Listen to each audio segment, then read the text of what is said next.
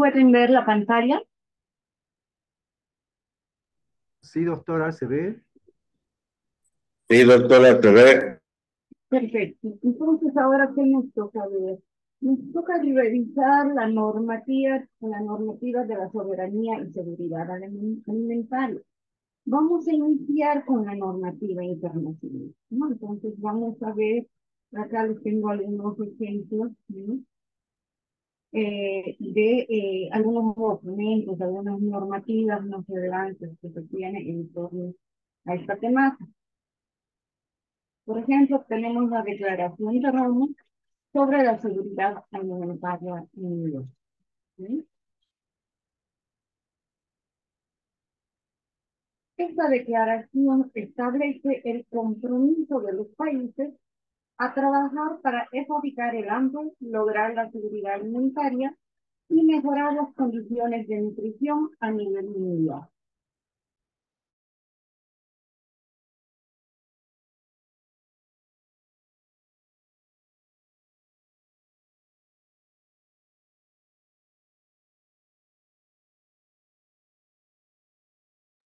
Luego tenemos las directrices voluntarias sobre el derecho a la alimentación.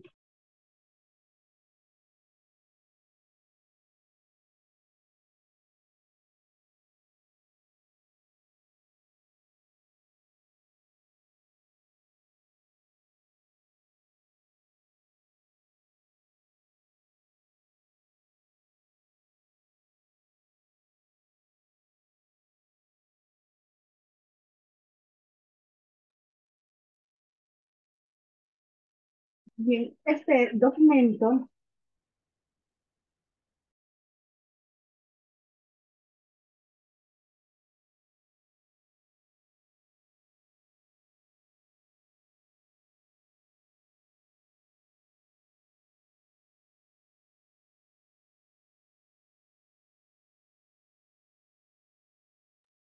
fue emitido por la FAO, ¿no? Donde las directrices que establecen ofrecen orientación para la implementación del derecho a una alimentación adecuada. Bien.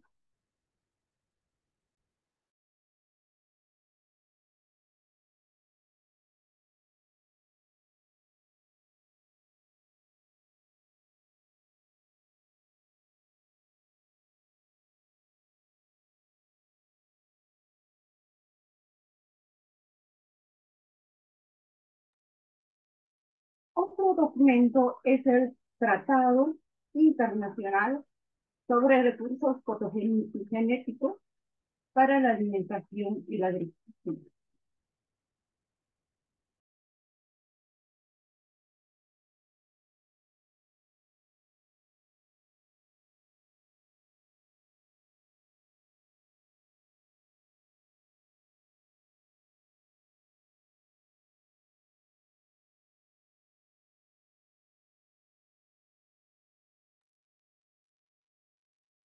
Este es también conocido como el Tratado de las Semillas, ¿sí? Donde busca garantizar la conservación y uso sostenible de la diversidad de los cultivos y promover un acceso equitativo a los recursos fitogenéticos. Otro documento es el Acuerdo sobre medidas sanitarias y fitosanitarias de la Organización Mundial de la Salud, ¿sí? Que establece normas para la aplicación de medidas sanitarias y fitosanitarias, asegurando que estas no se conviertan en barreras comerciales injustificadas y protegiendo la salud de las personas, animales y plantas. Otro documento son los objetivos de desarrollo sostenible. Bien, especialmente el objetivo de desarrollo sostenible número 2, hambre cero. Se establece que el objetivo es poner fin al hambre, lograr una seguridad alimentaria, mejorar la nutrición y promover la agricultura sostenible. Por último, tenemos el Convenio sobre la Diversidad Biológica, que aborda la conservación de la diversidad biológica incluyendo la diversidad genética de los cultivos y promueve el uso sostenible de los recursos biológicos. Bien, estos son solo algunos ejemplos de que se han emitido en cuanto a la normativa internacional en el campo de la soberanía y seguridad alimenticia, ¿no? Ahora, la implementación efectiva de estas normativas, de las distintas normativas, ¿qué requiere? Bueno, requiere la colaboración de los países y la participación activa en iniciativas internacionales.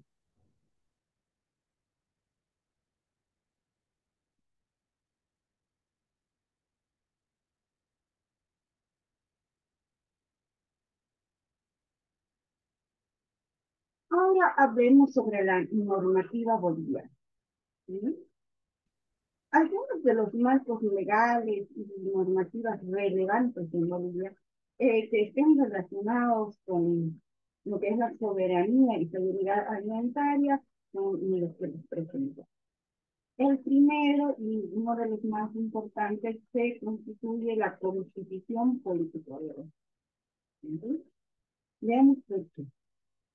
La Constitución Política del Estado Boliviano reconoce que el derecho a la alimentación y establece principios relacionados con la seguridad alimentaria y la soberanía sobre los recursos naturales. Eso sí que establece en su artículo 16, parágrafo 2, que el Estado tiene la obligación de garantizar la soberanía alimentaria a través de una alimentación sana, adecuada y suficiente para toda la población. Este mandato se concretiza en el pilar número 8 de la Agenda Patriótica. ¿Bien? Soberanía alimentaria a través de la concepción del saber alimentarse para vivir bien, que debe ser implementado a través del Plan de Desarrollo Económico y Social y los demás planos sectoriales y territoriales. Otra ley que tenemos acá es la Ley Marco de la Madre Tierra y Desarrollo Integral para Vivir Bien, conocida como la Ley 3000. ¿Bien? ¿Qué busca? Busca armonizar la relación entre el ser humano y la naturaleza. Incluye disposiciones para la seguridad y la soberanía alimentaria. No tenemos la ley de la revolución productiva comunitaria agropecuaria, que es la ley 144, que tiene por objetivo impulsar la producción agropecuaria sostenible y promover la seguridad y soberanía alimentaria. Luego tenemos que la ley 338, conocida también como Ley de Organizaciones Económicas Campesinas, Indígenas, Originarias y de Organizaciones Económicas Comunitarias, para la integración de la agricultura familiar sustentable y la soberanía alimentaria. ¿Sí? ¿Qué busca esta ley? Pues busca impulsar el desarrollo integral de la agricultura familiar, reconociendo su papel en la seguridad y en la soberanía alimentaria, y normar la agricultura familiar sustentable y las actividades familiares, diversificadas y realizadas por las organizaciones económicas campesinas, indígenas originarias, las organizaciones económicas comunitarias y las familias productoras indígenas, ¿no? Estas familias productoras tienen la característica de ser originarias campesinas, interculturales y también entran en los interculturales y las familias afrodescendientes. ¿Sí? Otro documento que les planteo es el Plan Nacional de Desarrollo Bolivia digna, soberana, productiva y democrática para vivir bien. Ujú. Este plan incluye que estrategias y acciones para fortalecer la seguridad alimentaria y la soberanía en el ámbito agrícola. Ujú. Entonces, fíjense, qué importante es contar con la normativa y la reglamentación, ya sea a nivel internacional como nacional, ¿verdad? ¿Para qué? Para proteger nuestra soberanía alimentaria y resguardar nuestra seguridad alimentaria. ¿Ya? Entonces, vamos a hacer un ejemplo de un análisis. ¿Sí? Ese mismo ejemplo, este análisis, ustedes lo van a realizar a continuación. ¿Bien? Entonces, veamos. Veamos la primera ley que les había puesto de ejemplo, ¿no? Que es la ley 300. ¿Sí? Díganme.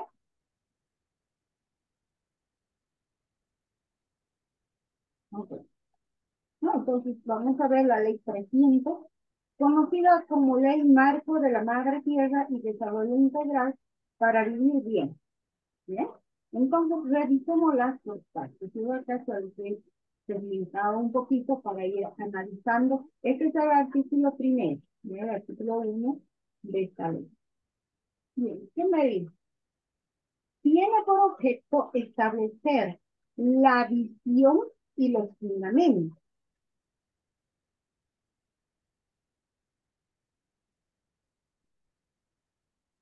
¿De qué? Del desarrollo integral en armonía y equilibrio con la madre tierra para vivir bien. Muy bien.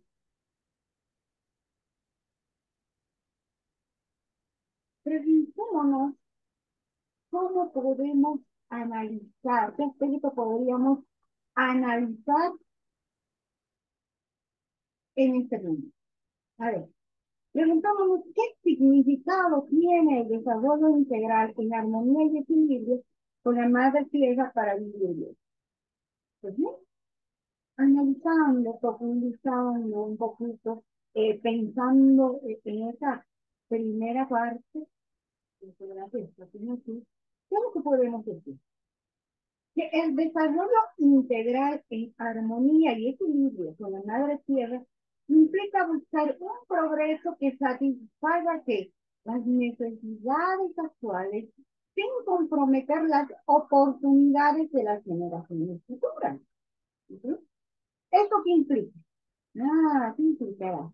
Considerar no solo los aspectos económicos, sino también sociales, culturales, ambientales, aspectos agronómicos, ¿verdad? De forma tal que se asegure un equilibrio sostenible entre ¿qué? El desarrollo humano y el respeto por el entorno natural. Entonces, fíjense, qué importante. La siguiente parte de este artículo, continuando con la lectura, ¿no? Dice, garantizando la continuidad de las capacidades de regeneración de los componentes y sistemas de vida de la madre tierra. ¿Sí? Bien, ¿cómo analizamos? ¿Qué nos preguntamos? ¿Verdad? ¿Qué nos podemos preguntar para analizar lo que está subrayado? Perdón, lo que está con otro color, un color naranja. ¿Bien? A ver, preguntámonos, por ejemplo, ¿qué impacto tiene el garantizar la continuidad de la capacidad de regeneración de los componentes y sistemas de vida de la madre tierra? Muy bien. Básicamente, si analizamos todo lo que nos está diciendo, ¿cuál sería ese impacto? Pues bien, pienso yo que es el de garantizar la continuidad de la capacidad de regeneración de los componentes y sistemas de vida de la madre tierra. ¿Verdad? con el fin de que tengan un impacto positivo ¿en qué? En la sostenibilidad ambiental, que es muy importante, ¿no? Y esto, ¿qué va a pasar con esto? Va a ayudar a mantener la biodiversidad, la calidad del suelo, la salud de los ecosistemas acuáticos, terrestres, ¿no? La estabilidad climática. Además, protege los recursos naturales esenciales para la supervivencia humana, promoviendo que un equilibrio necesario entre las actividades humanas y la capacidad de la naturaleza para reproducir. ¿Okay? Muy bien. Continuamos con la lectura. Mira qué interesante análisis. ¿No? Acá.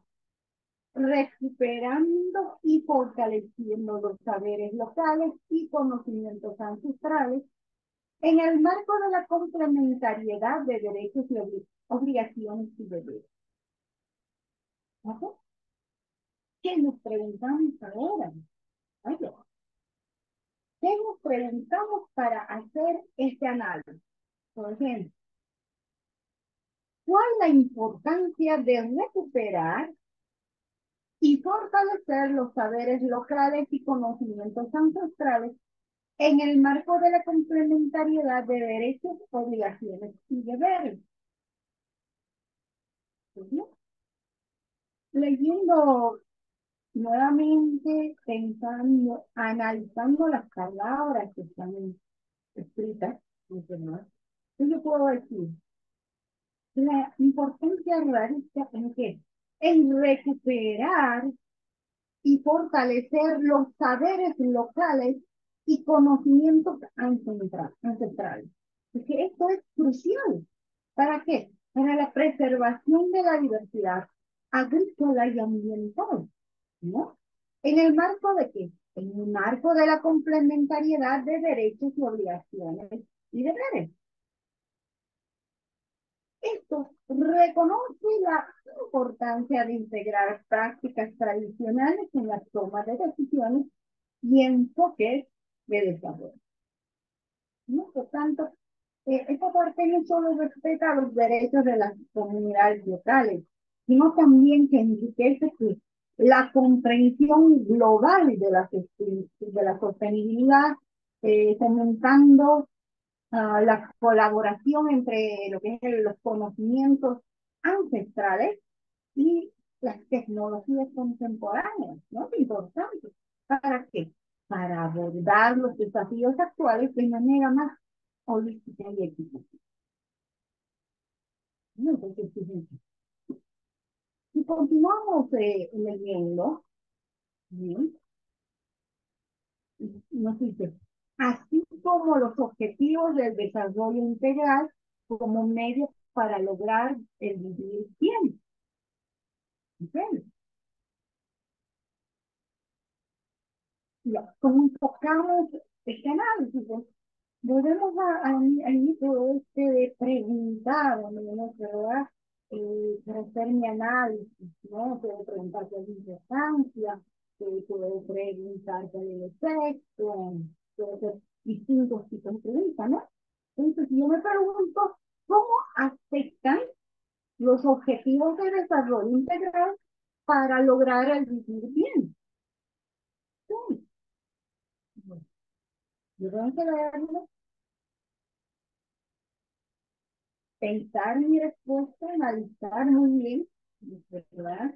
Investigar un poquito en torno a lo que es el desarrollo integral, en lo que es el tema este de el vivir bien, a qué se refiere, ¿verdad? Y luego de todo este análisis, ¿no?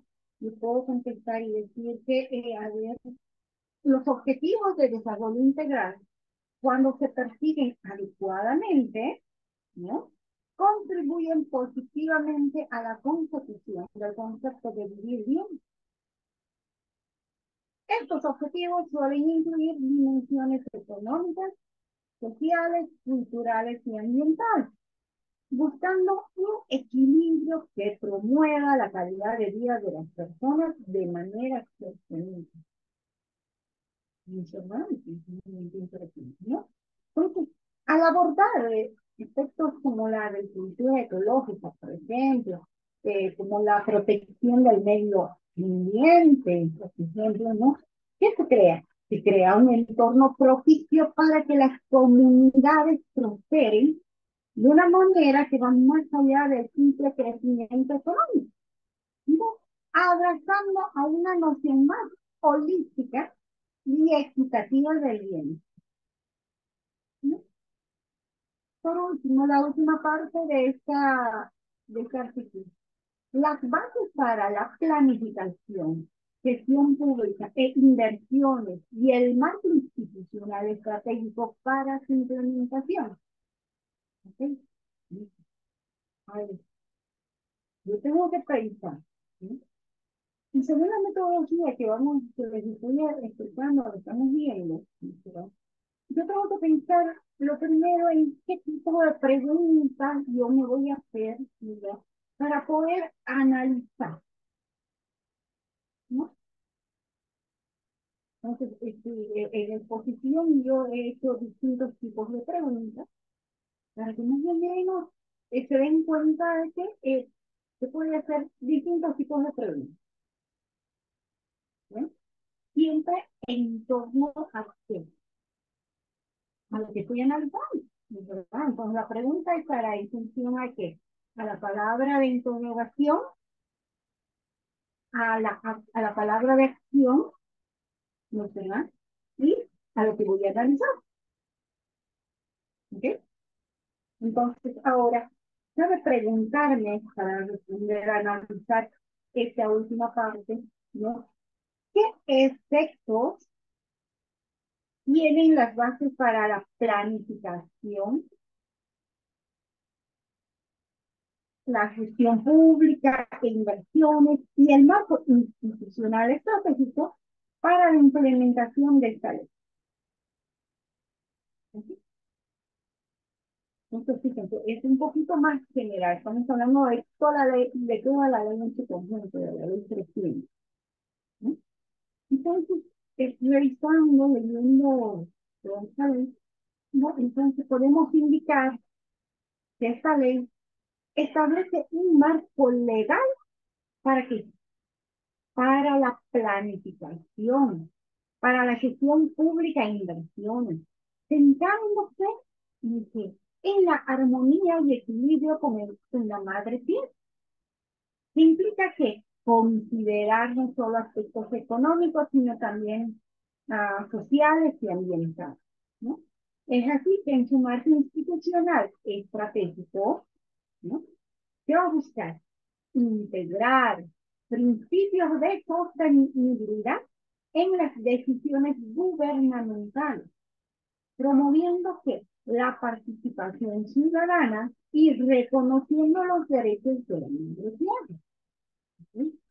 Esto afecta positivamente al desarrollo sostenible al alinear las políticas y acciones con la preservación del medio ambiente y la búsqueda del vivir bien en el contexto de las comunidades bolivianas. Por tanto, en resumen, ¿no? ¿Qué podemos decir con esta ley?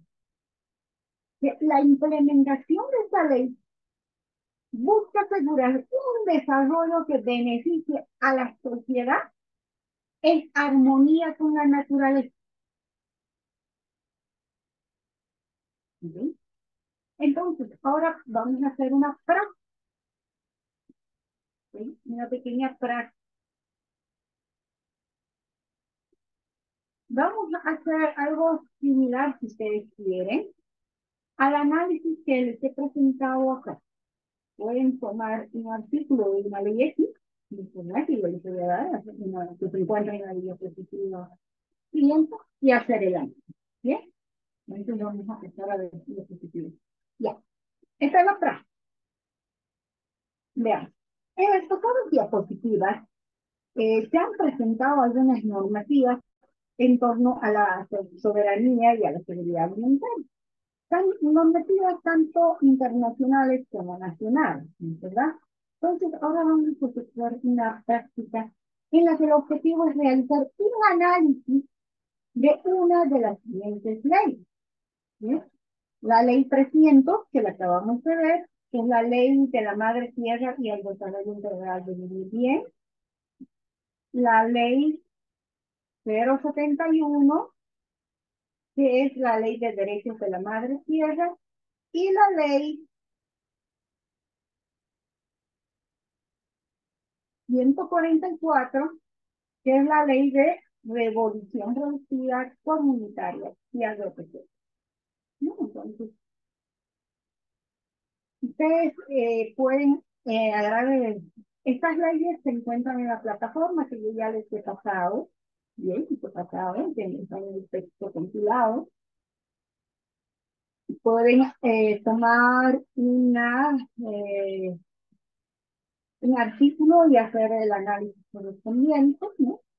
O pueden tomar la ley en su conjunto y exponer dos aspectos relevantes de la misma, ¿no? Claro, estos aspectos tienen que estar en referencia a la soberanía alimentaria y a la seguridad alimentaria. ¿Bien? Preguntas en la práctica.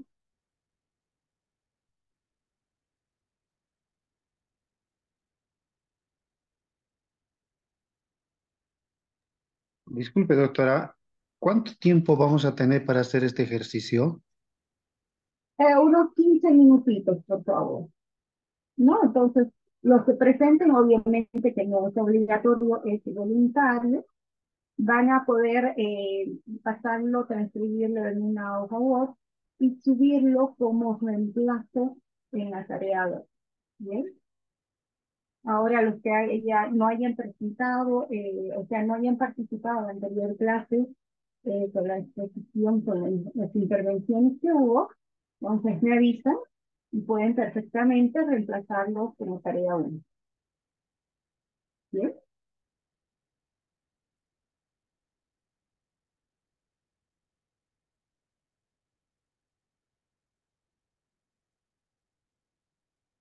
Preguntas.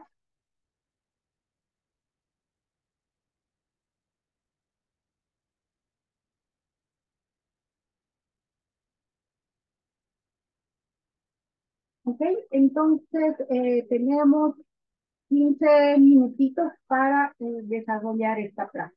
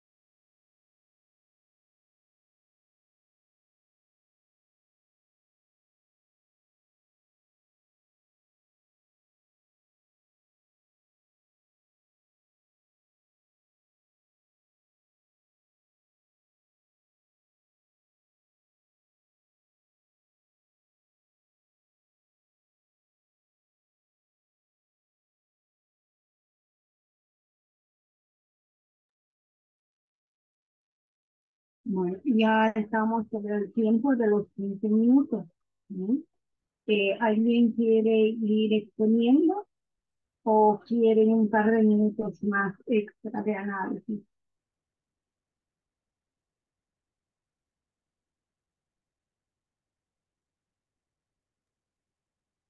Tal vez yo podría indicarle, doctora, el trabajo que tengo. Perfecto, excelente. Adelante, por favor. Ya, la ley que yo tomé es la ley 071 referente a la ley de derechos de la madre tierra.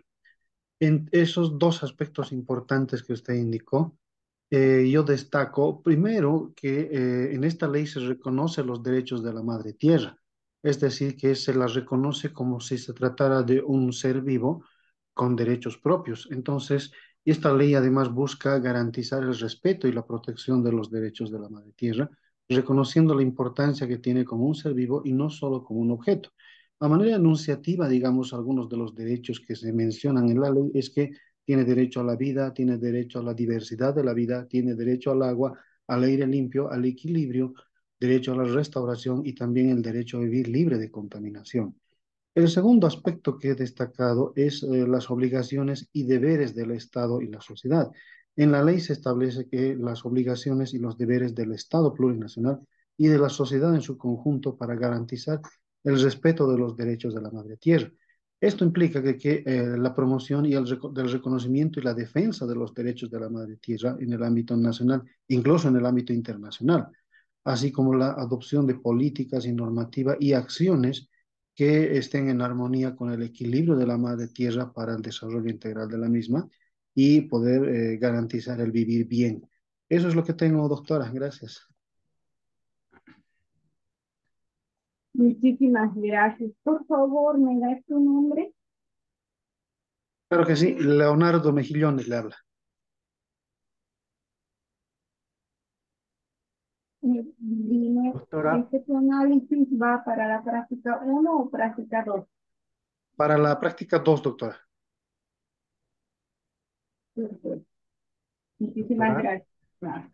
Sí, doctora. sí, doctora, ¿Alguien más que quiera participar? ¿Quién sí, tiene ya doctora, desarrollado su sí, análisis? doctora, ¿me escucha? Adelante, Félix por favor. Cepeda, ¿cómo está? Yo quiero complementar un poco con lo del colega, porque también he Ya. elegido la ley 071, pero quisiera un poquito circunscribirme al capítulo 1 en cuanto a los objetivos, los principios y especialmente a la definición de la madre tierra. Porque si bien parece una visión muy nueva, en todo el mundo se está peleando desde el punto de vista de la conservación, de la no contaminación, de la naturaleza en sí. Sin embargo, no se ha llegado todavía a nivel mundial a reconocer a la madre tierra, como lo define la presente ley, ¿no? Supongo que es la base de evidencia, la base desde el conocimiento a la tradición y a la cultura, no solo de los pobladores de Bolivia, de los campesinos, sino también de todas las comunidades nativas del mundo. Es algo por que nuestra sociedad, en su evolución cultural, también ha pasado de principio. No olvidemos que el animismo fue lo primero que apareció para tratar de explicar los fenómenos de la naturaleza. Y en ese intento de explicación aparecía el reconocimiento de las deidades, de tanto buenas como malas, para poder establecer un nivel de entendimiento entre todos, ¿no? Y a lo que no se podía explicar, se atribuía a la ira o la alegría de los dioses de acuerdo a la actitud de la humanidad o de las tribus que en ese entonces permanecían. Seguramente la diferencia ahora sobre esa visión es que hemos llegado a tal punto desde conocer a la naturaleza como un ente, como un sistema, como se denomina, para más bien después de haberla dañado tanto, ¿no? Con las ambiciones propias de la evolución cultural, económica de los países. Eh, quisiera, como le dije, enfatizar en esta parte, ¿no?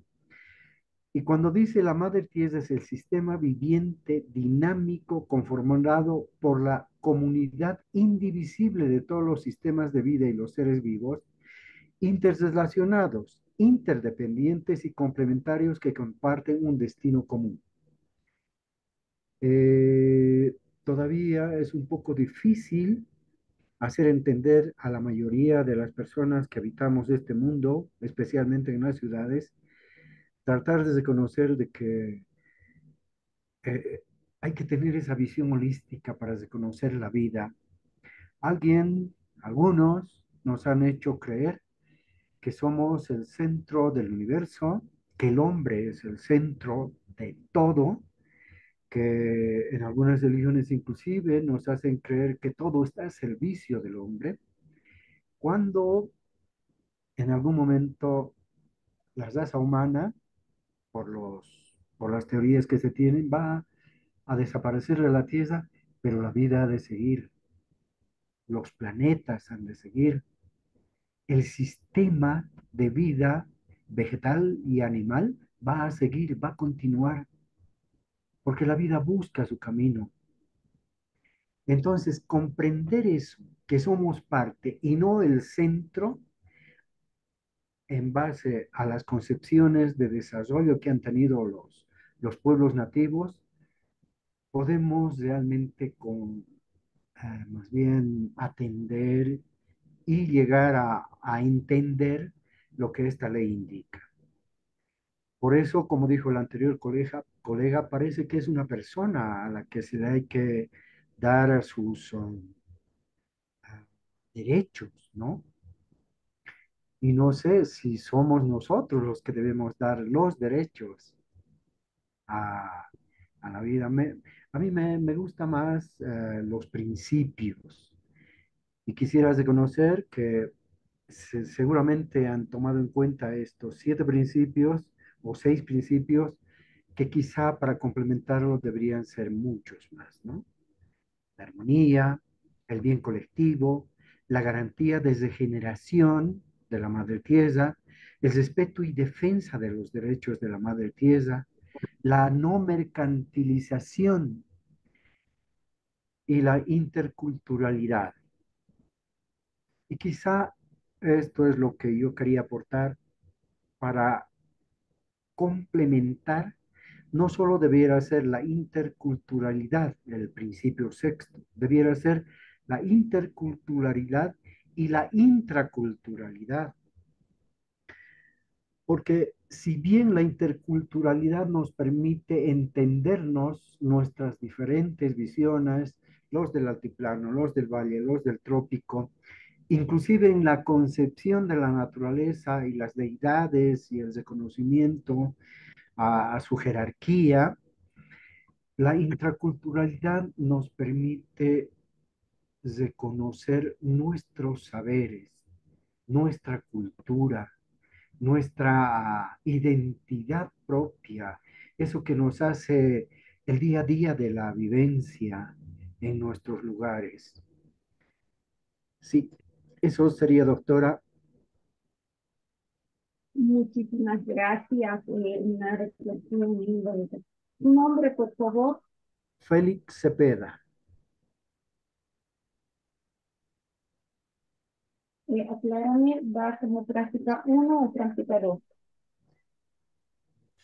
No sé, práctica 2, tal vez, sí. Muy bien.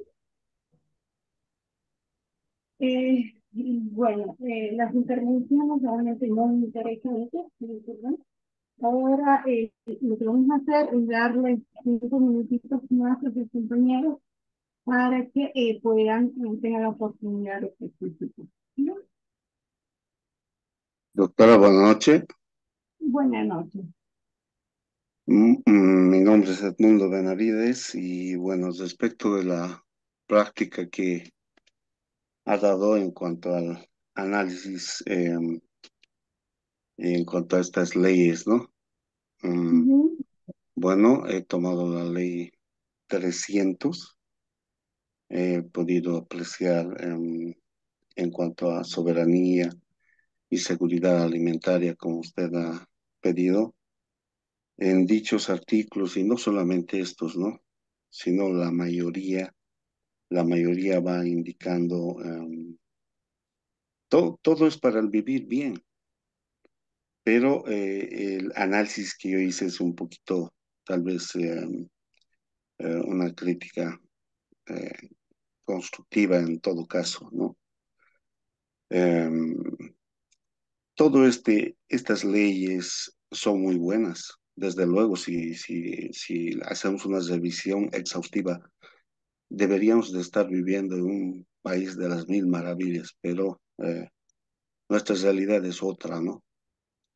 Yendo nada más al análisis de cómo en qué situación se encuentra el aire, el agua, los productos mismos, ya, y con el presente que está sucediendo con todos los incendios, ¿no? Realmente, en el fondo, disculpe usted y que me disculpen también mis compañeros de estudio, parecen textos de un demagogo, ¿no? Que prometen todo, pero los hechos no llega a cumplirse ni practicarse. Más adelante voy a estar haciéndole algunas consultas sobre estas leyes también, estimada doctora. Entonces, respecto de ese análisis, lastimosamente como país no se está cumpliendo. De repente ha existido la intención. Sí, evidentemente hay algunas organizaciones, bueno, em, servidores públicos que están trabajando en entidades mm, desconcentradas, ¿no? Hay. Y también si entramos al análisis respecto de que debe de repartirse la riqueza del Estado de forma equitativa, con justicia social, ya de ya yo menciono que es una injusticia social grande, ¿no? Porque si vamos a entrar a análisis más profundo, como respuesta el Estado no ha tenido para la población. Es mi crítica, estimada doctora, espero que no caiga a mal. Gracias.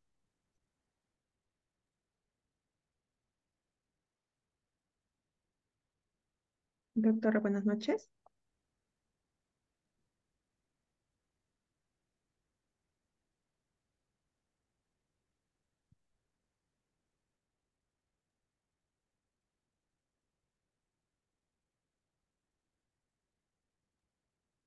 Hola, doctora.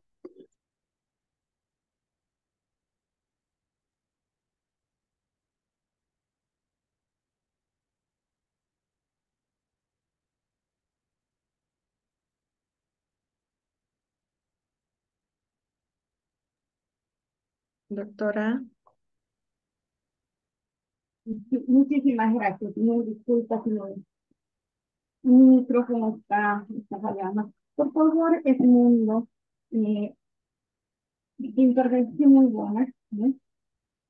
¿A qué práctica se la va a anotar? ¿Práctica uno, práctica 2? Práctica 2, por favor, doctora. Bien, gracias. doctora, buenas ¿Alguien más noches. si quiere ¿Puedo intervenir? participar? Claro que sí, adelante, por favor. Bueno, en sí la ley que yo he analizado es la ley 144 del 26 de junio de 2011, que se trata sobre la ley de revolución productiva comunitaria agropecuaria.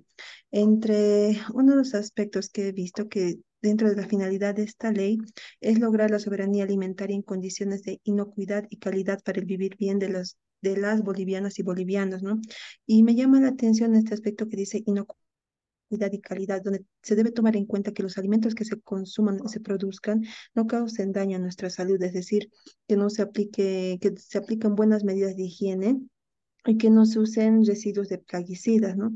Haciendo un análisis a la realidad, Bolivia antes era más visto como un país que producía alimentos muy sanos para el consumo y por eso éramos referente internacional. Sin embargo, a la fecha se puede decir que en Bolivia no producimos plaguicidas, ¿no? Pero sí importamos y lo utilizamos. Y es por eso que ahora incluso hay enfermedades que se aceleran mucho, mucho más. Incluso un caso, alguna vez yo he escuchado de que el caso del pollo, ¿no? Que no se debe consumir en exceso, alguna vez las alitas o el cuello, ¿no? Porque ahí es donde aplican eh, químicos, por decirlo así, y eso repercute en la salud, especialmente en personas que alguna vez han padecido cáncer, tiende a activar esas células.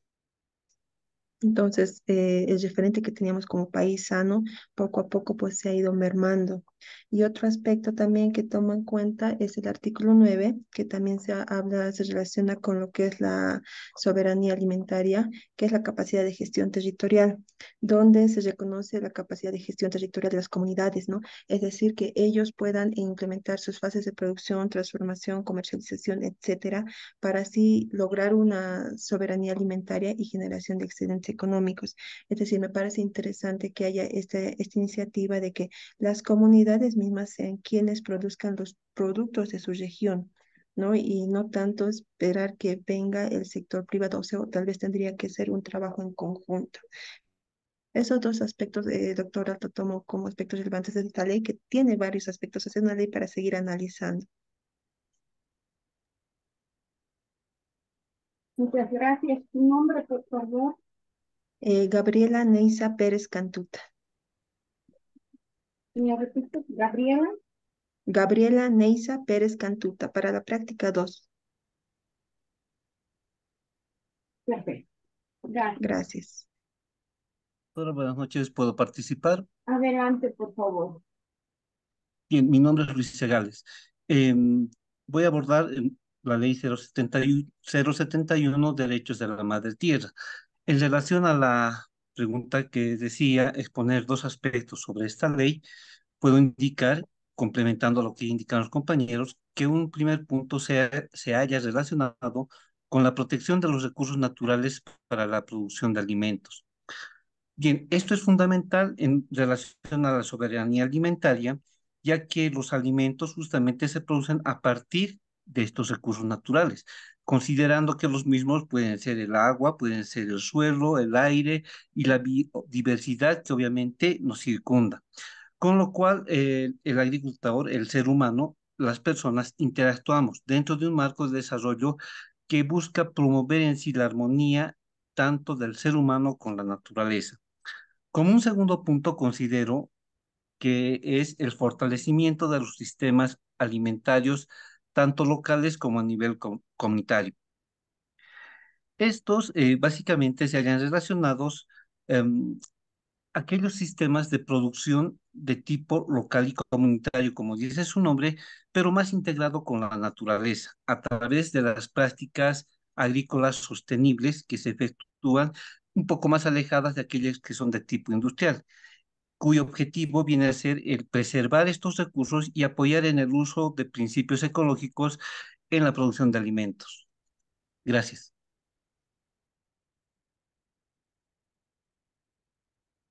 Muchas gracias por tu intervención. ¿A qué práctica nos vamos? Práctica 2, por favor, Luisa Gales. Luis Pegal. Bien, ¿alguien más que quiera participar? Sí, doctorita, buenas noches. Voy Buenas a noches. complementar algo de lo que es la ley 71. Adelante. Hola. Ya. Bueno, Adelante, por favor. hay que considerar la compatibilidad y la complementariedad de derechos y obligaciones, ¿no? Para que pueda materializarse y se puede materializarse, tienen que haber estos derechos, obligaciones y deberes deben estar juntos. Esto implica la interdependencia y el apoyo mutuo de los siguientes derechos. Derechos de la madre tierra como sujeto colectivo de interés público. Asimismo, derechos colectivos e individuales de las naciones y pueblos indígenas, originario campesinos, comunidades interculturales y afrobolivianas. También se debe considerar de manera fundamental la parte de los civiles, políticos, sociales, económicos y culturales del pueblo boliviano para vivir bien a través de su desarrollo integral. Asimismo, también es importante considerar el derecho de la población urbana y rural para vivir en una sociedad justa y equitativa y solidaria. Sin pobreza material, social y espiritual, así como su articulación con las obligaciones del Estado plurinacional de Bolivia y los deberes de la sociedad y las personas. Eso es todo lo que podría aportar, doctorita. Buenas noches. Muchísimas gracias. ¿Tu nombre, por favor? Marcelo Gutiérrez. Marcelo, Gutiérrez. ¿a qué práctica vas? Práctica 2. ¿Alguien más que quiera participar o quieren que les demos 5 minutitos? Doctora, buenas noches. Adelante, por favor. Ya, yo un poquito, digamos, he podido analizar lo que es la ley 144, ley de revolución, producción comunitaria y agropecuaria. Ya, muy aparte de que la compañera ya me antecede las anteriores intervenciones, y un poco, eh, yo no soy de profesión abogado, cosas así. La verdad, la primera vez que leo esta ley y muy asombrado, ¿no? O sea, dice desde el título, digamos, ¿no? Revolución Productiva Comunitaria Agropecuaria, ¿no? Eh, Se refiere netamente a comunidades, ¿no? Eso me sorprende. Por ejemplo, la producción, yo he sido parte, o sea, digamos, viajo por Cochabamba, por Santa Cruz, por Potosí, por Oruro, cosas así. Las unidades productivas en una comunidad no supera sus 25 hectáreas. Eso me llama la atención, no supera las 25 hectáreas. Y en sus 25 hectáreas, la unidad productiva anual es 1 hectárea más o menos, 1 hectárea de papa, 1 hectárea de cebada, no sé, cosas así. Pero en el sector del oriente, el trópico, una unidad productiva tranquilamente es 200 hectáreas,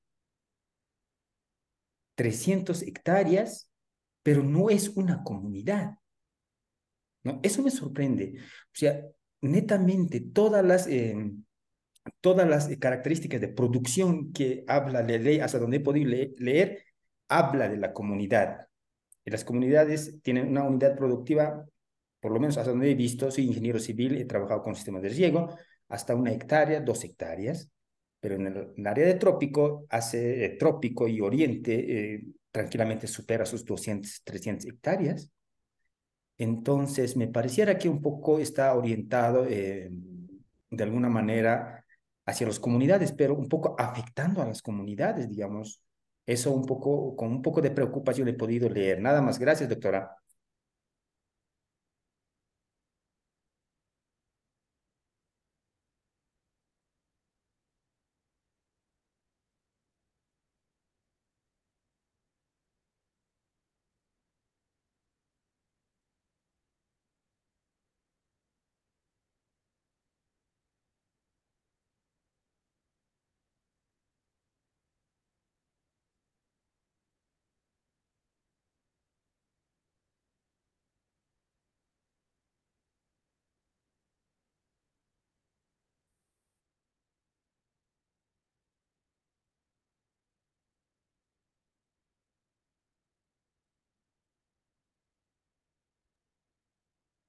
Doctora.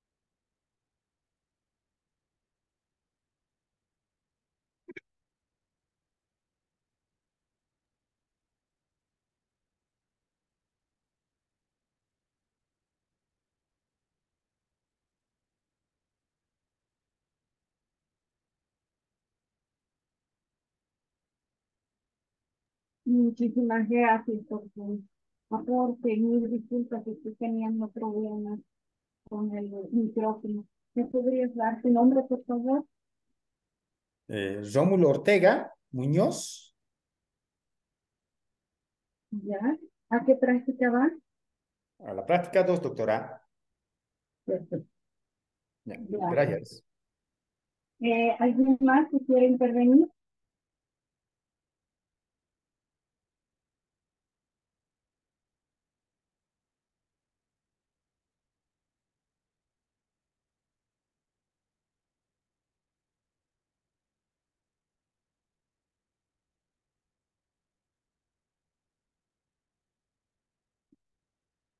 Ok, entonces continuamos. Doctora, una consulta. Dígame. Doctora, desearía saber si parte de estas leyes se está llevando ya en la ley Avelino Cignani, en secundaria por lo menos. No sé si tuviera el dato, porque siempre con mucho respeto, doctora, me parecen leyes fantasiosas, ¿no? O sea, con mucho respeto. Muy bien. Yo tengo entendido de que, por ejemplo, aquí en Chipre, muchos profesores aplican lo que es el medio ambiente de forma transversal, ¿no? En sus asignaturas transversalmente les dan, por ejemplo, conceptos de lo que es la agroecología, de lo que es la seguridad alimentaria, ¿no? Entonces, están tomando algunos aspectos sanitarios de, de estas leyes que son muy importantes. Ok, gracias. Muy amable, doctora. Bien, ahora vamos a ver la aplicación práctica de esta normativa que nos ¿no? Esta normativa que está relacionada con la soberanía y la seguridad alimentaria. Entonces, aquí vamos a ver algunos casos específicos. Entonces, empecemos con el programa de agricultura familiar en la educación boliviana, ¿no? Entonces, está basado en la implementación de prácticas agroecológicas y diversificación de cultivos en comunidades de agricultores de agriculturas familiares, ¿no? Promoviendo que la autosuficiencia alimentaria y el uso sostenible de la tierra. Un segundo ejemplo que podríamos ver es las cooperativas agroecológicas en varios profesiones, ¿no? Entonces, acá se tienen, por ejemplo, experiencias de cooperativas agrícolas que aplican principios agroecológicos y participan en la producción y comercialización de alimentos de manera sostenible, alineándose con la normativa boliviana. Un siguiente ejemplo podría ser a los proyectos de seguridad alimentaria en áreas rurales, ¿no? Cuyas iniciativas son la implementación de programas de seguridad alimentaria en zonas rurales. Incorporamos políticas gubernamentales y normativas para mejorar el acceso a alimentos nutritivos. Un siguiente ejemplo podríamos ver las experiencias de comunidades indígenas. Entonces podemos decir que hay casos, ¿no? Donde comunidades indígenas aplican prácticas tradicionales de manejo de recursos naturales en concordancia con la ley de derechos de la madre tierra y la soberanía alimentaria. No, pues dice que hay bastantes programas. El siguiente es los proyectos de desarrollo sostenible en la categoría, ¿no? Que están basados básicamente en bueno, la implementación de proyectos que buscan incentivar el desarrollo económico con la conservación de la biodiversidad y el respeto a los derechos de la migración.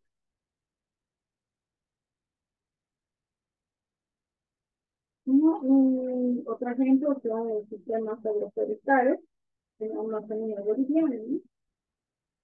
Que se basan en la promoción de sistemas agroforestales que integran prácticas sostenibles de agricultura y conservación alineados con los principios de soberanía alimentaria y respeto del medio ambiente, ¿no? Entonces, estos son algunos casos de estudios que ilustran cómo la normativa boliviana se relaciona con la soberanía y seguridad alimentaria y se implementa en diferentes contextos y términos.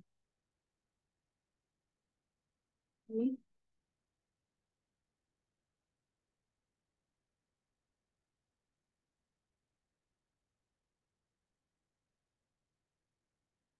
Preguntas hasta acá, algo que quieran aportar.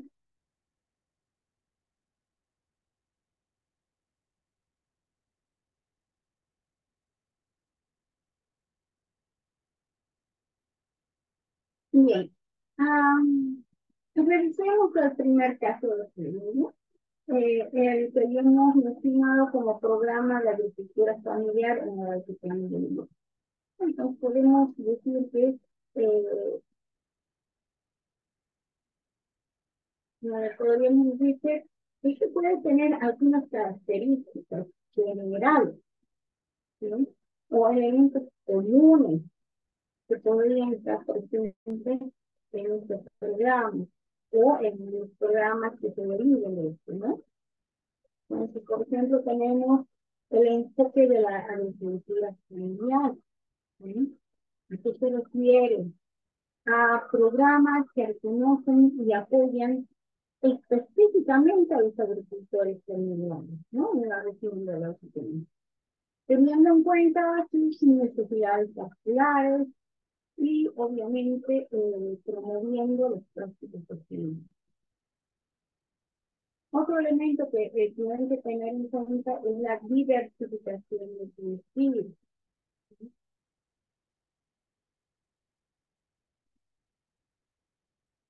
Esto se da con la promoción o con la incorporación de prácticas agroecológicas que respeten el equilibrio ecológico y reducen la dependencia de insumos químicos, favoreciendo la sostenibilidad ambiental. Otro aspecto es la capacitación, ¿no? La asistencia técnica. Entonces es importante esto porque es importante que se den programas de capacitación y asistencia técnica para agricultores, ¿sí? ¿Con qué objetivo? El objetivo es mejorar las habilidades agrícolas y la gestión de sistemas. Otro aspecto a tomar en cuenta son el acceso a recursos, ¿sí? Cuyas iniciativas facilitan que el acceso a recursos como semillas de calidad, herramientas agrícolas, métodos de conservación del agua para mejorar la productividad. Otro aspecto a tener en cuenta es el fortalecimiento de las organizaciones comunitarias, basado en el apoyo del fortalecimiento de organizaciones comunitarias y cooperativas agrícolas, ¿sí? Que facilitan la colaboración entre los agricultores y mejoran su capacidad de negociación. Otro aspecto es la resiliencia ante el cambio climático, con estrategias que abordan los desafíos del cambio climático, como la sequía o la variabilidad climática, para aumentar la resiliencia de los sistemas agrícolas familiares. Otro aspecto es la integración con políticas de soberanía alimentaria, ¿sí? Entonces, todos los programas que se vayan a emitir bajo este movimiento, tienen que estar en alineación con políticas nacionales de soberanía alimentaria, promoviendo la participación activa de las comunidades locales en las tomas de decisiones sobre la producción y distribución de alimentos. Otro aspecto es el acceso al mercado justo. Bien, entonces acá se ponen en cuenta las iniciativas que buscan mejorar el acceso a los agricultores familiares a mercados justos, fomentando la comercialización de sus productos a nivel local o regional.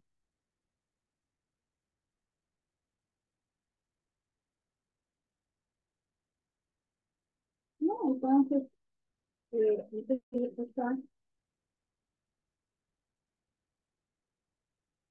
en función a esta diapositiva, ¿no?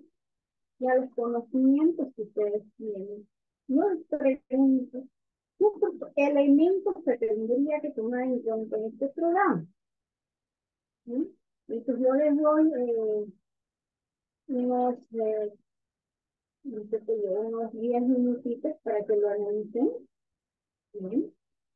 Y para que participen. Obviamente, ya saben que pueden ir a reemplazar una de sus clases. Y las personas que ya han participado pueden volver a participar y reemplazar su clase cada uno si es que no han participado ya en la semana, o caso contrario, irían a reemplazar su participación. ¿Bien? Tienen 10 minutitos, por favor.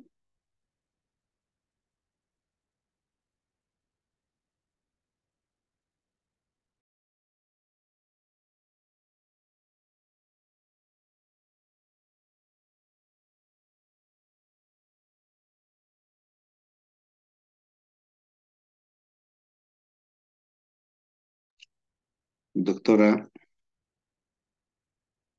hola, Adelante, por favor. ¿podrías repetir la pregunta, por favor? Ya. Lo que les decía es que en base a esta diapositiva, la que están, ustedes la tienen en la pantalla, ¿no es verdad? ¿Qué otros elementos se tendrían que tomar en cuenta, todas las características que se tendrían que tomar en cuenta para desarrollar un programa en lo que es el tema este de la agricultura familiar? ¿Sí? Y no importa si se en la altiplano, en el valle, en el trópico, el tema es que sea habilitado en un programa de agricultura familiar. Bien, gracias. Bien, tienen 10 minutitos, por favor.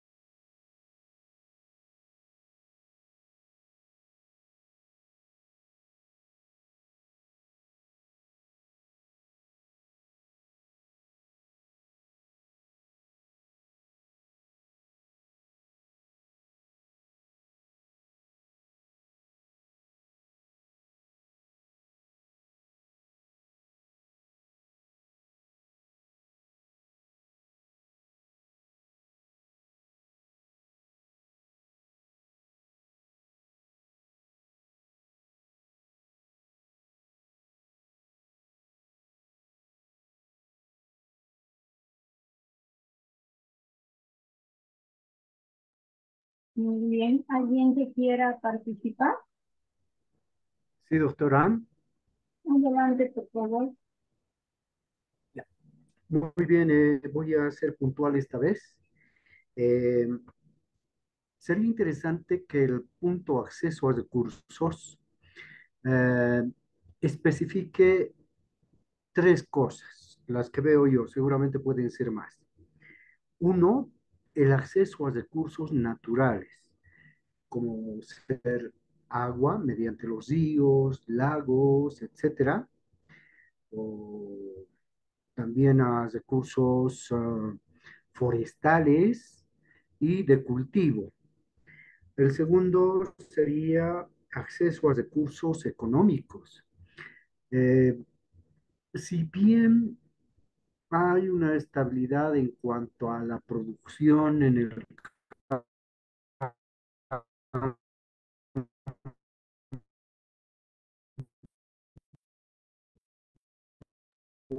campo, en la te perdimos. mayoría de los lugares, en otros necesitan un refuerzo, no lucrativas, pero otras con intenciones lucrativas también. Entonces, en ese sentido es que es bueno o sería bueno que esté apuntado. Y por último, acceso a recursos tecnológicos, no tanto para reemplazar el manejo que tienen ancestral, sino más bien para poderlos mejorar, para poderlos superar. Y por último, quizá un punto que le hace falta a esta lista es la educación en base a la intraculturalidad, pero también visión de futuro, ¿no? O sea, que los chicos en las escuelas, en los institutos técnicos, en los lugares, tengan esa oportunidad en cuanto a la agricultura familiar. Gracias, doctora. ¿Y cuál es tu nombre, por favor?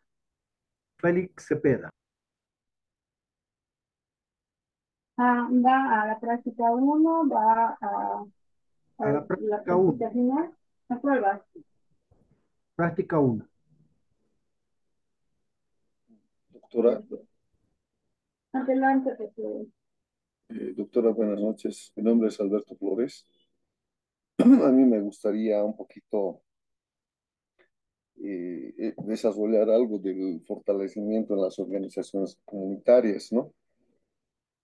Bueno, para ello un poquito dar énfasis, dar énfasis en la ley 144 de 26 de junio del 2011, que habla de la revolución productiva comunitaria agropecuaria. En base a a esta ley, podríamos decir, bueno, esta ley hace énfasis en las competencias, ¿no? Que les da a las comunidades para administrar sus recursos, ¿no? Y de manera que, analizando esta situación, puedan ellos recuperar el rol histórico, ¿no? Del sostén de la soberanía alimentaria. Ahora, obviamente, esta ley sí ha sido promulgada en el 2011, estaba referida a superar, ¿verdad? A superar ciertas injusticias de carácter histórico, ¿no? Ahora, partiendo en ese marco y del marco de la Constitución Política del Estado, para el área financiera, para el área financiera, de manera de fortalecer y darles una soberanía, eh, una soberanía financiera, económica, y planteaba hace mucho que debería reconocerse también en el Código de Comercio, o sea, los aspectos empresariales o podamos distinguir por lo menos esa actividad económica en el Código de Comercio, pero a la fecha tan pocos hechos Entonces sería una forma de fortalecer el reconocimiento en el Código de Comercio las empresas comunitarias, ¿verdad? Otro aspecto, en el aspecto más técnico y económico, es en el aspecto contable, por ejemplo, no están reconocidas en las normas contables eh, y que promulga el Colegio de Auditores de Bolivia. Entonces, al respecto también habría que trabajar eh, normas técnicas específicamente para las organizaciones comunitarias, ¿no? Autogestionarias. Entonces, al respecto, ¿de qué podemos hablar?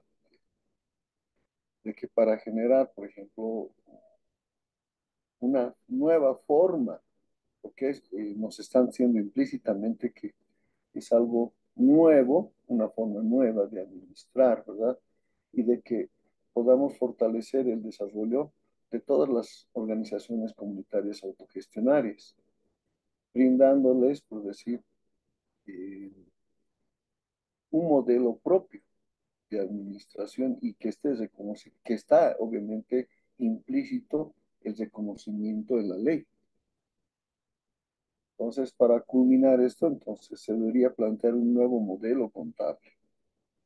Y ese nuevo modelo contable tendría que sostener una unidad de medida, un criterio de medición de sus activos, ¿verdad? Porque los paradigmas son diferentes de las organizaciones comunitarias.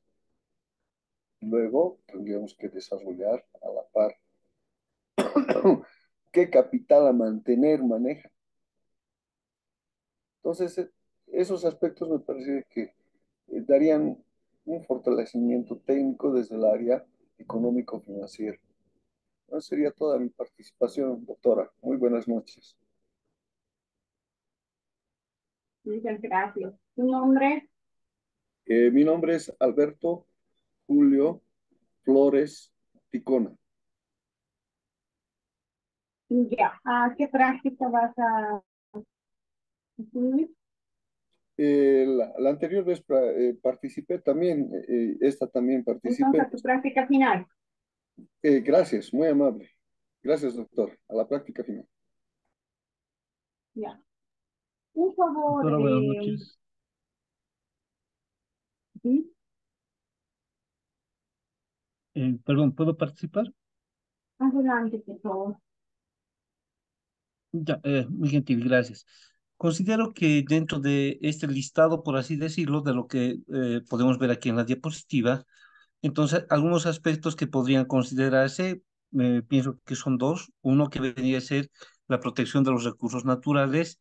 En la agricultura, por ejemplo, tal vez la conservación in situ de especies silvestres de papa o las famosas papas nativas, ¿no? O tal vez la reducción de la caza y la pesca indiscriminada podría ser uno como parte de esa protección. Otro sería también lo que es el género y la equidad, o sea, habría que promover esa igualdad de género de manera que existe ese acceso de las mujeres a los recursos y oportunidades que se dan en las comunidades. No olvidemos que en estas comunidades existe una forma, como dice, comunitaria de vida y obviamente en cada comunidad tienen diferentes tipos, por así decirlo, de reglas. Y un elemento que ya tocó otro compañero podría ser la educación y la formación. Necesitamos ir capacitando al personal, o sea, necesitamos que las personas tengan los conocimientos técnicos necesarios, así como las oportunidades. No olvidemos que existe bastante migración y que justamente eso está haciendo que las zonas de altiplano sean, me refiero más al altiplano, así como también la parte de Oruro, sean prácticamente abandonadas por los jóvenes y donde se quedan, digamos, personas ya de la tercera edad. Por otra parte, a esto se suma también lo que viene a ser la falta de mercados adecuados, partiendo de la parte esto de lo que es el contrabando, ¿no? No olvidemos que prácticamente la mayoría de la papa que consumimos proviene del Perú. Eso sería muy gentil y lo adjuntaría a la práctica final, por favor. Tu nombre, por favor. Luis Gales. Doctora, buenas noches. Buenas noches. Sí, Bueno, al respecto, ¿no? Al programa de la agricultura familiar. Bueno, la producción agrícola familiar es muy importante para la propia familia misma y el acceso para el mercado interno. Entonces, los apoyos fundamentales para la agricultura familiar serían los siguientes, ¿no? Como ya han dicho mis compañeros, el apoyo técnico o capacitación a los agricultores es fundamental para su producción. El acceso a recursos económicos, como ya lo habían dicho también, la diversificación de los cultivos, no depender de un solo cultivo. Y lo más importante, ¿no? Porque mira que los agricultores producen ya, producen, diversifican sus cultivos. Lo más importante para mi punto de vista es el mercado o la comercialización. ¿Dónde van a acomodar su producto? Porque hasta hoy en día lo que estamos viendo, que el agricultor o los agricultores subvencionan su producto. Entonces, así no se puede vivir bueno, con la agricultura. Y es por eso nuestra agricultura en Bolivia y principalmente en el departamento de La Paz es paupésima. No se quieren dedicar a la agricultura. ¿Por qué? Porque los precios de sus productos son muy bajos. Y entonces, bueno, muchos migran a las ciudades y así estamos. Pero me parece que debemos atacar ahí, ¿no? Un apoyo técnico, capacitación, diversificación de los cultivos, acceso a los recursos económicos y principalmente el mercado, dónde vamos a acomodar, o por lo menos estandarizar los precios de sus productos de los agricultores. Nada más, gracias. Gracias. ¿Su nombre, por favor? Octavio Mártir Coria García. Octavio. Mártir Coria García. Bien, va la práctica 1, Sí, 2, práctica 1. práctica 1. Bien.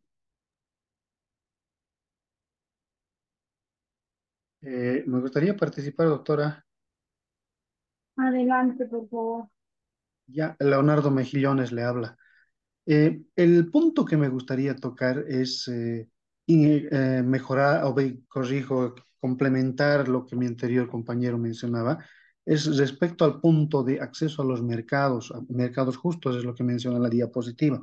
Yo voy un poco más allá en sentido de que a los agricultores aquí en nuestro país me parece que sería muy positivo capacitar y fortalecer técnicas y métodos que les permitan comercializar sus productos, es decir, llegar a los mercados. ¿Por qué? Porque muchas veces, y es una realidad que nosotros vivimos casi permanentemente, de que hay producción que ellos tienen que puede ser de mucha calidad y lo es realmente, pero se quedan estancados en sus pueblos, en sus comunidades, y a veces nosotros vemos cómo productos están echándose a perder y dañándose en las mismas regiones. Entonces, en esa parte me parece que puede ser muy positivo fortalecer esos métodos y técnicas para que ellos puedan llegar a los mercados, poder de manera justa y desarrollar técnicas que les permitan esos mismos productos que ellos tienen, comercializarlos de tal manera que no se queden con esa producción y llegue a la mayor cantidad posible de pobladores y la población en general. Eso sería mi participación, doctora. Gracias. Gracias, Leonardo. ¿A qué práctica vas? Tengo ya la 1 y la 2. Podría ser la final entonces. Perfecto. Muchas gracias.